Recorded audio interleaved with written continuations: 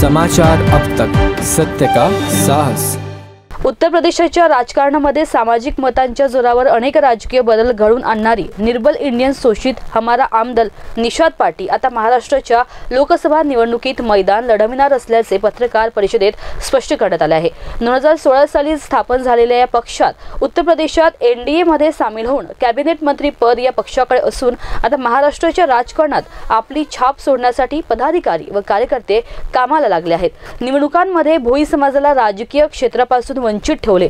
लोकसभा विधानसभा मध्ये एकही आमदार खासदार झाला नाही, हीच खंत मनाशी बाळगून सर्व समाजातील पदाधिकारी संघटना, महाराष्ट्र सर्व मच्छीमार सहकारी संस्था महाराष्ट्र तसेच सर्व भोई समाजातील पोटजाती समाज बांधव जागे झाले आहेत। यापुढे कोणत्याही पक्षाची गुलामगिरी सहन करणार नाही अशी शपथ घेऊन राजकारणात उतरण्याचा पवित्रा सर्व समाज बांधवांनी घेतला आहे। यासाठी उत्तर प्रदेशाप्रमाणे महाराष्ट्रातही सत्तेत सहभागी होण्याकरिता राज्यातील भोई समाज आता एकवटायला सुरुवात झाली असून त्यांचे बिगुल सोमवारी रात्री बुलढाणा जिल्ह्यातील शेगाव पत्रकार परिषदेच्या माध्यमातून वाजविण्यात आले आहे। आज जे पत्रकार परिषद आपण घेतलेली पत्रकार परिषद घेण्याचं कारण असं की निर्बल इंडियन शोषित हमारा आमदल निषाद पार्टीच्या माध्यमातून आम्ही शेगाव येथे 28 तारखेला जाहीर सभेचा कार्यक्रमाचं आयोजन केलेलं आहे।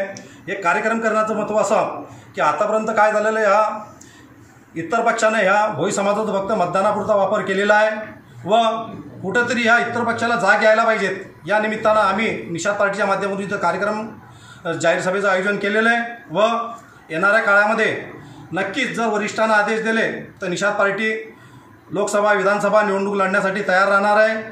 जसे वरतून आदेश येणार की कोण्या पक्षासोबत हे करायचं त्या पद्धतीने आम्ही निषाद पार्टीच्या खासदार व आमदार उभे केल्याशिवाय राहणार नाही। समाचार अब तक ब्यूरो रिपोर्ट बुलढाणा।